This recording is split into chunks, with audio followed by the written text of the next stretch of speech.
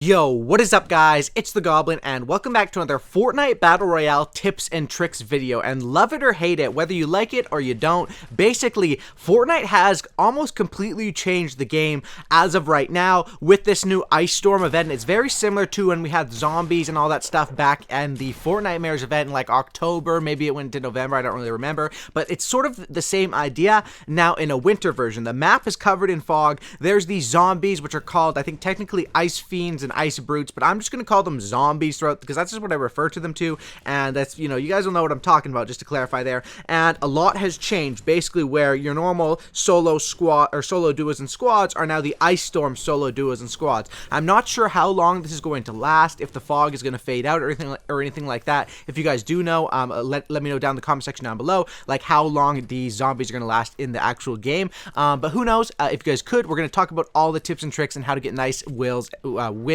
and solo wins, high kills. I said wins and kills at once, and I said wills, but wins and kills. Drop a like on this thing. I would very much appreciate if you guys could. Let's go for 1,500 likes. That would be absolutely amazing if we could smack that. Also subscribe to the channel if you guys are new and not already subscribed, and let's get right into it. So the first thing that everyone seems to be having trouble with, and I relate to that too, because when the Fortnitemares first came out and those zombies for Halloween were there, I was really doing bad the first day until I understood sort of how to play around them and use them to your advantage. Use the zombies on the map to your advantage and to other people's disadvantage instead of using them to your disadvantage, or, you know, not of course purposely doing that. So basically with these zombies, what do you want to do? Now you have to understand, what can you get off of these zombies? The first thing with which most people know but not everyone knows is by shooting the zombies and by killing them, you can get easy shield. I think it's like 3 or 4 shield for the smaller skinny ones, which are easy to kill, and the bigger ones give you even more shield than that. So in a lot of situations where I get minis in a 50 pot, if I'm out in the middle of nowhere and there's no one around, I might just use, you know, the minis, or I might even just save them all and just go farm zombies from those for a little bit. They also drop ammunition and can drop some loot, and the main thing if you want to get loot off of these would be to destroy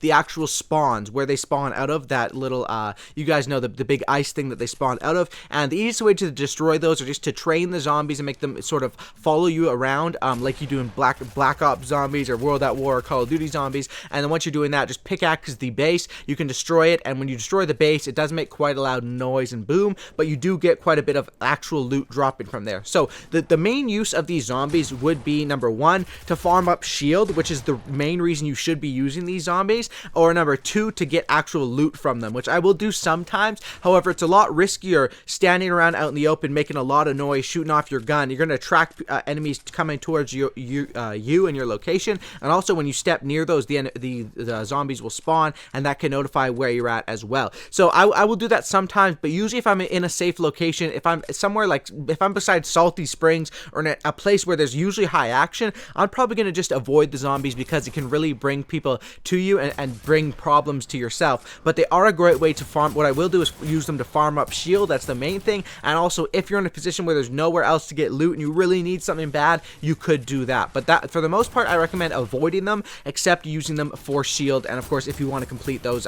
challenges as well, a lot of the challenges are to be with killing those. We'll talk more about the ice zombies and things later in this video, but I want to cover some of the other stuff that has mainly changed.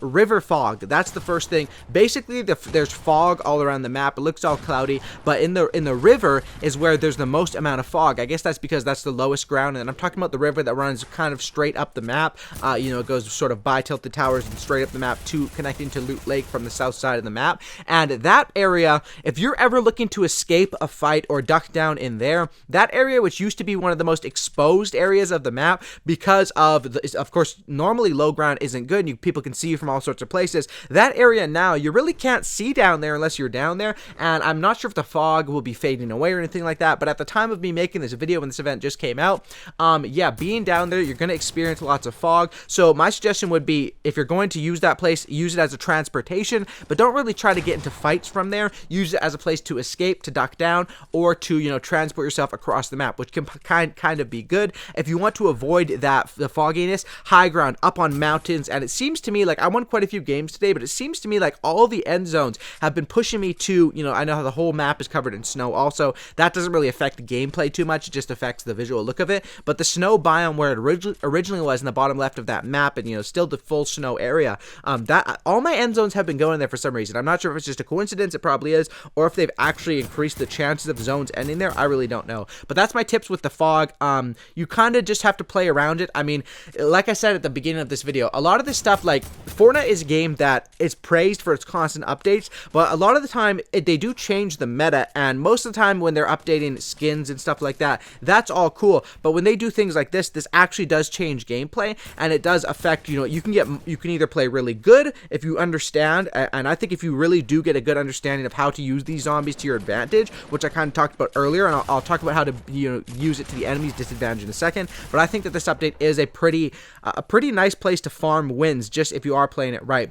Next thing, so with the fog, you kind of just have to deal with it, but you can use it to your advantage sometimes. Next is glider redeploy being back as an item. Now, a lot of people ask me, do I think it's worth carrying? Yes, in certain situations. However, usually when I find it, I'm like earlier mid game, and I probably have something better because I'm looting up to carry instead of it. But it is something that's nice, especially when like end zones are places like near Polar Peak. If you just have the ability to just jump off Polar Peak or jump off mountains, which is always a good thing. I remember back in the day when there was bouncers, I would use those to get down off mountains without having to build yourself down and go down the careful way. But nowadays, it's pretty much you would have to have a jump pad, and at the same point, using a jump pad to get down off high ground is could debatably be seen as a waste, depending on, you know, if you have 4 jump pads, it doesn't matter, use them all. But if you only have 1 and maybe you want to save that for more late game, because jump pads for late game rotations when the zone is not in your favor is major key. But yeah, glider redeploy as an item I think is good. I use it sometimes. You can see me carry it sometimes, but if I find something that I think is better for that situation, I'm going to carry that, of course.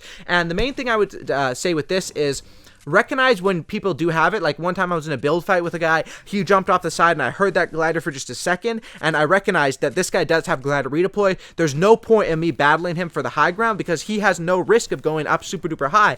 I would have all the risk if our base was to be shot down, if we were to be RPG'd, which is a very common thing to happen to 2 people build battling. People are going to want to third party that. So recognize that, and a lot of the times when people build up, you know, just crazy high, I still shoot them out, especially if you have the deagle just one tap their build or something like that for the most part. But sometimes you know, you recognize the people that do have that glider redeploy, and a lot of the times you can assume that someone building like a maniac might have it. But at the same time, some people are just maniacs and forget about fall damage when they get into a fight, or just go crazy with building, because a lot of people are like really like addicted to building. Just a lot of people think that you can't fight at all unless you do build fights and get the high ground, which of course build fighting and getting the high ground is part of everyone's game and should be a main focus. But it's not always the way to play, because sure, even if you win that fight, what if you used all the mats, the enemy used all the mats, you have no supplies, and you're walking into the final fight? You know, there's different ways to play the game, and that's a tip I have as far as the glider redeploy, is just recognize when it's prevalent and use it when you think it's going to be good for you. I usually pick it when it's I don't have much good loot, so I only have, like, you know, I have an open slot and I can carry it, or when it's end game, I'm around somewhere. The thing with it is when you glide and it's really slow, so I don't like to do it when I'm around enemies. I like to do it as a transportation device, or something where if you shoot someone and get them weak with pre-damage from an AR or sniper at distance, you can build up and jump off and rush people. So if you want to go for high kills, rushing people like that, it can be nice. However, be careful when you're in the sky because you move so slow. And on the other hand, if you see other people in the sky moving slow, get some shots in on them, because of course they can't shoot back. My next tip is in regards to the end game and how this update has really affected the end game. First of all, with those zombie spawns, you can kind of, you know, when it flashes down from the sky, or you hear zombies spawning or a weapon going off, you know there's an enemy there. And I'd always like to, because it's basically like a third party, you know, that's why you don't want to be farming zombies out in a popular area, because you're going to get third partied without even a third enemy being there. That, you know, the second party would be the zombies and what you're trying to accomplish there, and then the enemy will automatically become a third party. And it's the same thing to use against other people. You don't want it to happen to you, but of course you're going to use it against other people. And if people are farming those zombies up, that's a good way to go there, and usually take your time, get those first couple shots, make sure they land if you can. You know, sometimes you're going to miss, sometimes you're not, and if you can, especially land some headshots in as that pre-damage, then you rush them and can finish them off for a very easy kill. And then probably they put in the work with that zombies in that base, you might get the double, the kill and the loot. But endgame, you want to avoid these zombie spawns. pretty much at all costs because it gets increased. They're all over the place, and I find that the end circle always has some of them on them. One thing is reinforce your bases extra hard if you are building around them, because they do like to chop at your bases and can mess up your whole base. If you, of course, you lose the low ground to your base, everything will fall. But I would avoid them late game. And another thing is avoid them, but you can also shoot at them from a distance for shield. So if you have a deagle or something, you could be boom, boom, you know, out the side, edit the side of your 1x1 and be shooting out the side with a deagle or a silent scar or whatever it is, and farming up your shield by using that. So that's basically the tips and tricks I would say. For the most part, you want to avoid them, but the positives is you can get free shield from them and loot. Or not free because you kind of have to work for it, but killing them doesn't take too much work. And whenever you're killing zombies, just like Call of Duty zombies, always aim for the head. It ain't too hard to aim for the head on a target that's pretty much moving slowly and running right towards you. So always go for the headshots. Get that. Make sure you're getting that double damage in with most guns, and it just is the convenient way to preserve your ammo while doing that. Thanks for watching, guys. If you guys made it to the end of the video, I'd very much appreciate if you guys could drop a like on this thing. Thank you to everyone using my support a creator, the Goblin YT, in the Fortnite item shop. I appreciate you guys. Shout out to everyone with the notification squad on, and also be sure to check out my Facebook stream where I stream Fortnite over there on Facebook. That's where I was playing live when I got this gameplay. Link in the description. That's about it, guys. Have a great night, and I'll see you guys next one. I'm out. Peace.